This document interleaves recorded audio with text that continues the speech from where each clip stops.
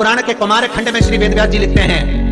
वेदव्यास जी वर्णन करते हैं कि जिसके घर में भगवान गणेश की नृत्य की मूर्ति लगी रहती है, उस घर में जितने भी परिवार के लोग रहते हैं वो कहीं ना कहीं 24 घंटे काम में लगे रहते हैं, पर उनको शांति रत्ती भर की नहीं मिलती। यहां तक का व्याख्यान शिव महापुराण करती है महाराज।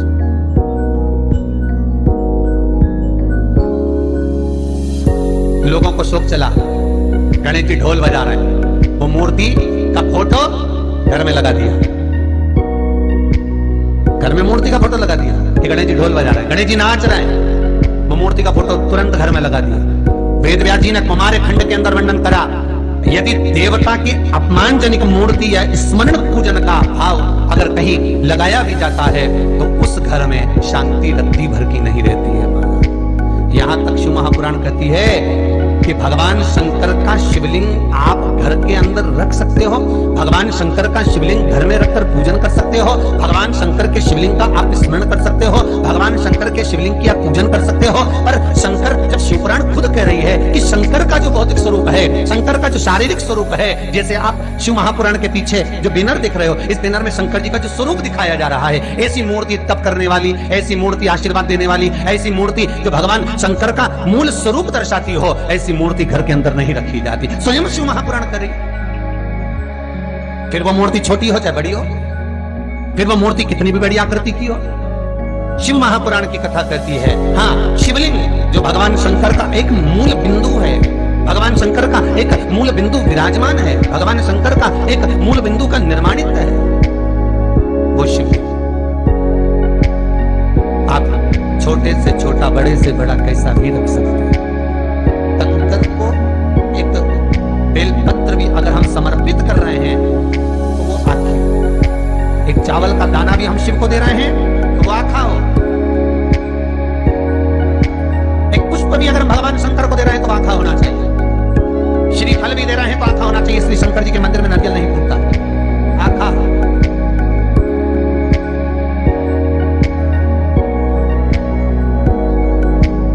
समर्पण भी हो,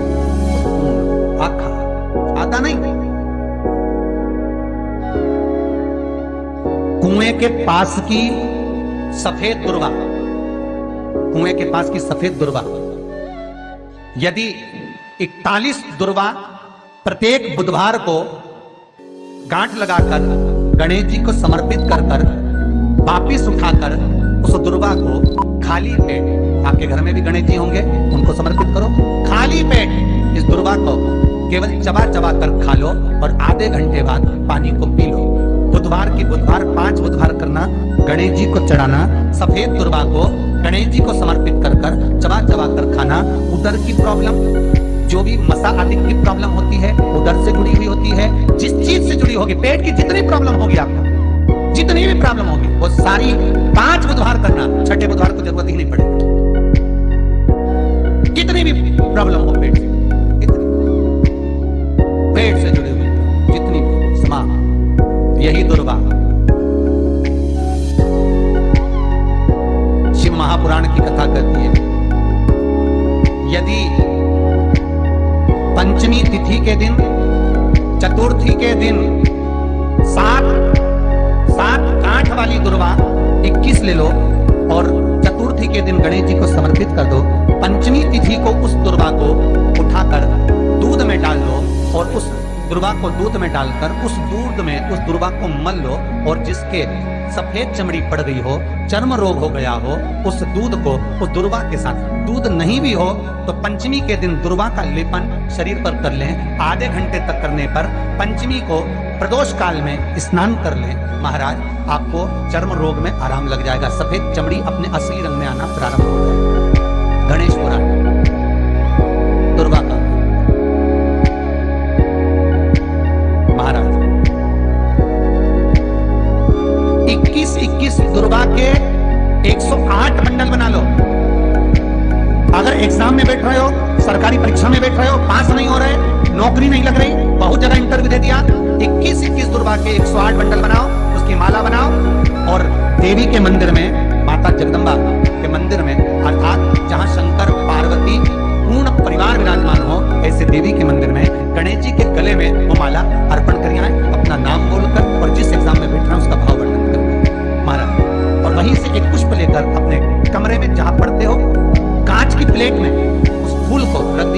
और दूसरे दिन एग्जाम के लिए चले जाइए, आपको उसका फल अवश्य मिलेगा, अवश्य आप उसमें उत्तीर्ण होंगे, फल प्राप्त। दुर्वा सुख का अनुभव करा दे, आनंद का अनुभव। महाराज भगवान के मंदिर में पहुंचकर ये 5 दर्शन मनुष्य नित्य करता है। पहला भगवान के चरणों का, दूसरा भगवान के नाभि कोश का, तीसरा भगवान के वक्षस्थल का, चौथा भगवान की शिखा का और 5वां भगवान के नयन का।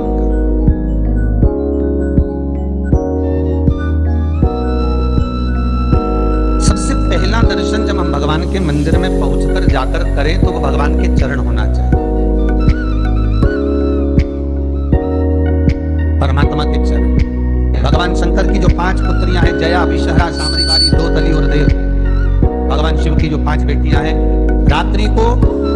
सोने से पहले हाथ की अंजलि में जल लेकर जया, विषहरा, सामरीवारी, दोतली और देव, इन 5 कन्याओं का नाम लेकर आचमन कर कर जो रात्रि में विश्राम करते हैं, उनको रात भर नींद चकाचक आती है, उनको कोई चिंता करने की जरूरत नहीं पड़ती, मस्त आनंद में सोते, कोई खाने की भी जरूरत नहीं पड़ती। अरे भैया, गरुड़ पुराण में एक लाइन आती है, बड़ी सुंदर है, गरुड़ पुराण का 3रा अंश, उसमें यहां तक लिखा है, किसी डॉक्टर को जाकर आप दिखा रहे हो, वो इंजेक्शन लिख रहा है या इंजेक्शन लगा रहा है, उसमें भी आपका कर्म का भाग है, उसमें भी कर्म का भाग है।